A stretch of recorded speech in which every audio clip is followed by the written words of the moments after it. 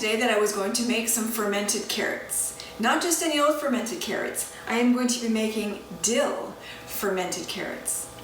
Why would you bother fermenting something like carrots when it's just, you can eat them raw, you can eat them cooked, you can eat them all kinds of ways, broiled or whatever. Why make them fermented? There's different reasons why you would like to ferment your food.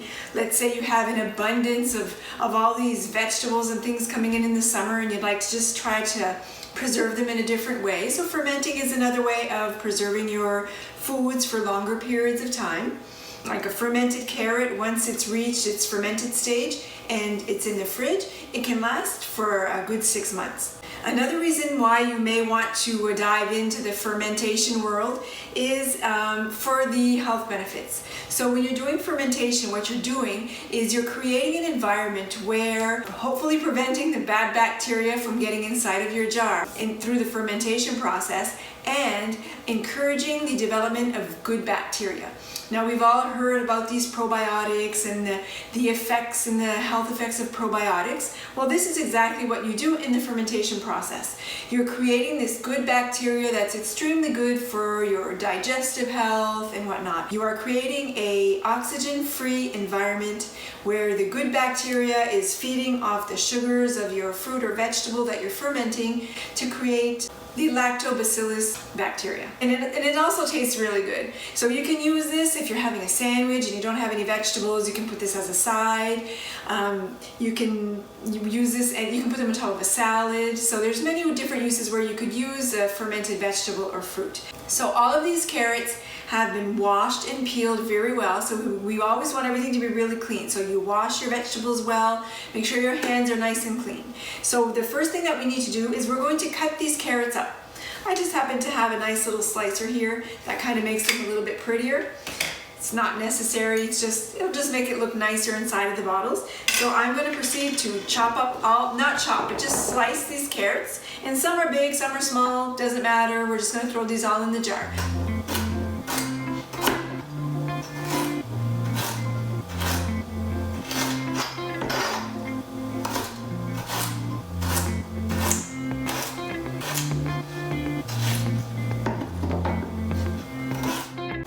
Once all your carrots are sliced, all that's left to do is to put them in your jar and start this whole fermentation process. So, 2 things you need for the fermentation: water and salt. So in this 1 quart jar, so a 1 liter jar, you need 1 tablespoon of salt. There's different ways that you can make your brine. You could mix your salt inside of your water and then pour it in, but you want 1 tablespoon of salt in your jar. And if all the brine you've mixed doesn't fit in your jar, then you're not getting the whole 1 tablespoon of salt. So I prefer to add the salt in without mixing it in the brine first, just so I can be sure that I get the right amount of salt in my jar, because the salt is really important for the fermentation process. It helps keep out the bad bacteria, and I don't want any bad bacteria. When you ferment vegetables, something happens to them, and they tend to get a little soft.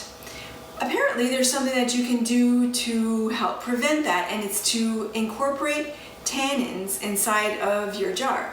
Now tannins, where do you get those? Well, grape leaves, if you have access to grape leaves, contains tannins, or tea bags apparently, have tannins in it. But from what I've seen, you can put a tea bag in your jar and it's going to introduce the tannins inside the jar and help keep your vegetables crisper. I'm a little skeptical just because I don't like tea. So I'm going to make 2 jars of carrots. I'll be able to be the guinea pig for you guys to tell you if it really did work or not. And if it tasted like tea, because if it tastes like tea, I can pretty much guarantee you that I probably won't like it. So I will do 1 jar with a bag of tea in it and 1 jar without. But I'm going to start with the jar without the tea first. And it's just regular black tea. So we're going to add our carrots in our jar. I want to add some delicious dill inside of this. So I'm going to layer the dill inside with the carrots. Just so all the carrots can get some of that delicious dill flavor and some of the salt as well as we go. And it's really pretty inside the bottle too with the dill. You can even add different things to carrots. So you can spice this up. You can add spices in here, some hot peppers in here. There's lots of things that you can do with fermenting that makes it really fun and really flavorful ingredients. You can even ferment hot peppers. You can ferment tomatoes.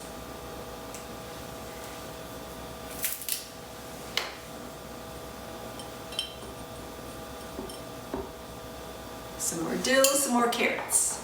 Now, one thing that's extremely important when you're fermenting, there's a few things that's really important, but your salt is really important, your water is very important as well. So is there something special you need to know about water?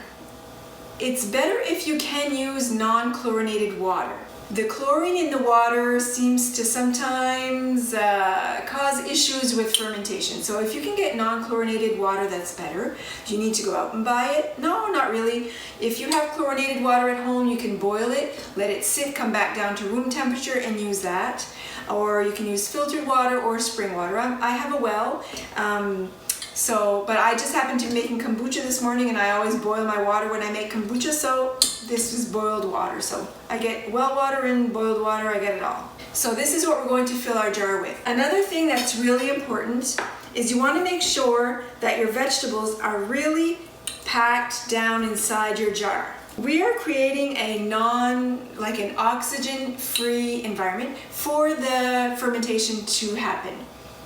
We need all our vegetables to be underneath the brine, because if the vegetables are floating on top of the brine, then it could create some bad bacteria, some mold, and that's what we really don't want to happen. So you're going to pack down your vegetables nice and tight. Be sure to leave yourself a generous space at the top, and I'm going to explain why.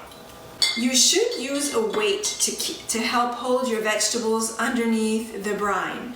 And there's weights that you can buy at the store. They're like a glass weight, and there's different sizes, some that fit on regular mouth jars, some that fit on wide mouth jars, and some of them even have like this neat little handle on top that you just kind of drop in and you can pick right back up, because the ones without those handles on them are really hard to dig out of the bottle when you're trying to taste to see what your ferment is up to. But anyway. Another thing that you can do without having to go out and buy anything is to use your little jelly jars as a weight. So what you do is you're going to have to leave enough space on top of your jar, but once you've got this full, your other jar right inside, it's going to fit all the way down in the jar, because you need to put a cover on this, and it works perfectly as a weight. And what's great with these jars as well is eventually after a day or so, everything's going to start bubbling in there, and you're going to see some movement, and there might even be too much liquid inside of your jar. Well, if there's too much liquid inside of your jar, two things are going to happen. It's going to either come out of the jar, or if you have one of these in there, it's going to kind of dump into that empty space that's in there as well. So it has like a double use to it. Now I'm not using this jar because I have covers to ferment that don't fit a wide mouth jar. So because I don't have, I'm not using that size jar, that jelly jar is not going to fit in my regular standard size jar. So I'm going to use a shot glass. So it's a little bit smaller, but I'm going to be able to make it work, and it's going to fit inside there, and it's going to create a nice weight to help keep the vegetables down inside my jar.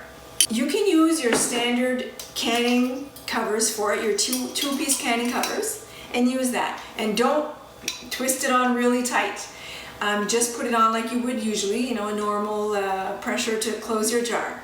What's going to happen if you're using a standard jar like this, or even just a regular jar that a regular cover that you can get so you can put in the fridge, is just twist it on like you do a normal jar.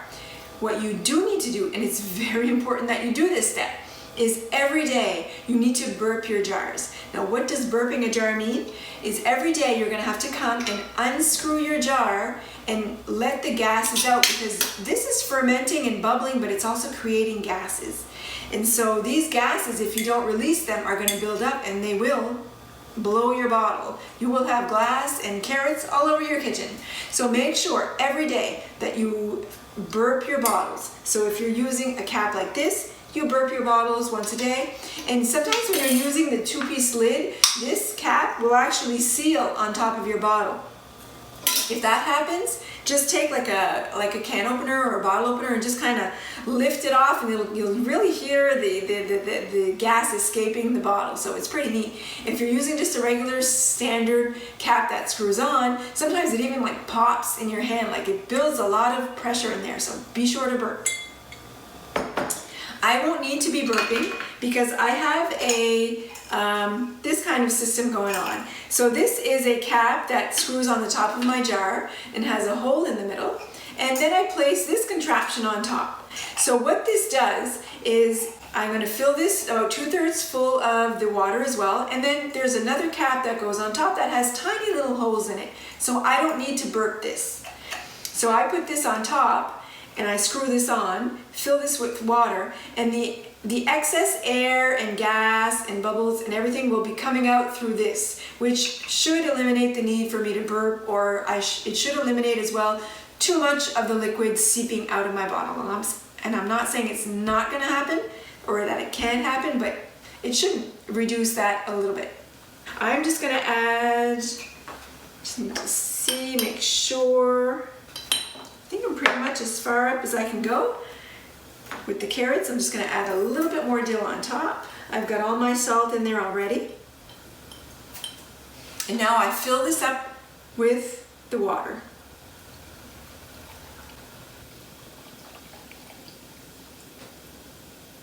Put my shot glass inside.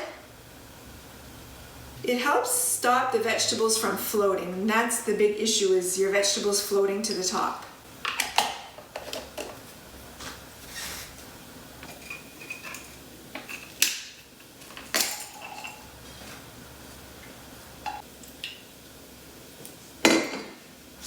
So it shouldn't take more than a day or so to start seeing some movement inside of these jars.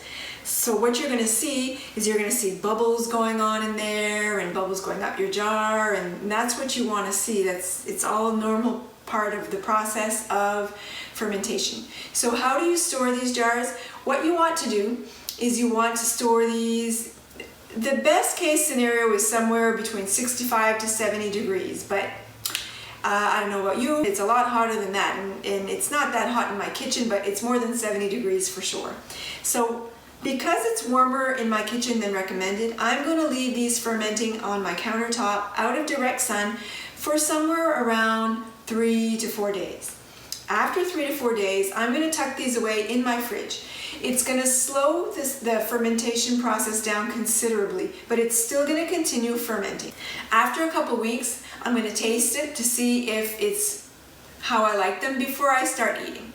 So that in a nutshell is pretty much how we do the fermentation. One thing I did forget to mention is the salt that I used. So the salt that you need to use to do fermentation is almost like canning. So you want to use a sea salt. I used a coarse sea salt, and like I said, I put 1 tablespoon inside my 1 liter size jar. If you use a gallon size jar, you want to double that to 2 tablespoons. And I know it sounds like a lot, but you don't have to worry. Your vegetables are not going to be over salted or not good to taste at all. After that 2-week period, if you taste it after 3-4 days, if you taste your carrots after 3-4 days, they may be a little bit saltier, but at the end of the 2 weeks, they'll be fine. You just have to trust the process. And don't use your table salt, because that contains that anti-clumping in it, and you just want like a pure salt. So a Himalayan salt is fine as well, or your sea salt. One thing that's great as well when you start doing your fermentations is that once this is done, you can take a 1/4 cup of this brine, this incredible brine that you've created that's full of the good probiotic bacteria, to start your next ferment. And if you do use brine that you already have on hand, you only need to add half the amount of salt that you normally would. So if I put a tablespoon in this, well then I'd only use half a tablespoon of the salt with the 1/4 cup of brine. So that's great too. You can continue using the brine that you have. So now I'm going to put this aside, get my other jar filled with my tea bag, and we'll check back again from time to time to see how the fermentation process is going. The carrots have been fermenting on my countertop now for 4 days, so it's time to do the taste test. First, we're going to taste to make sure the flavor has achieved what we want. But if you remember as well, we had put some tea in one of them in the bottom, and to see if they would help the carrots remain crispy than the ones without the tea. So we're going to taste that as well. And if they taste good, then all we have to do is pop them in the fridge. So I can see myself eating these with sandwiches, and I'm wanting a vegetable on the side, or even on top of a salad, or anyways, there's lots of different uses that you can use fermented vegetables. Just need to figure out which one has the tea bag on the bottom. I think it's this one. Remember, I have a shot glass in here because I want to check the crispness as well.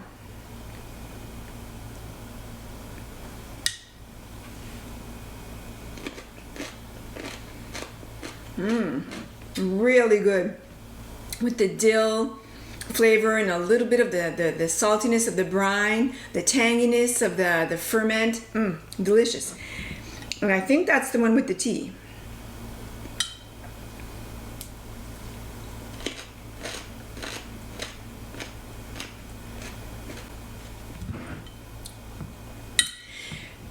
To be quite honest, I don't see a difference at all between the one with the tea and the one without. Maybe over time, the one with the tea will have an effect on the crispness or the crispness, not sure, of the vegetable. But right now, they taste just as good with or without the tea, and it doesn't taste like tea. I was a little bit concerned that it was going to taste like tea because I don't really care for like a regular tea, but I don't taste that tea at all. So to me, they taste both really good. So now all I'm going to do is pop these in the fridge, and these covers are really nice because they come with these inserts that you put where the hole was. So I hope you've enjoyed this video. I hope you like the content. If you do, don't be shy. Hit the subscribe button and the notification bell. That way you'll be notified when I put out new content. If you feel like it, share these videos on your social media. And be sure to check back again soon to see what other content I'll have coming out.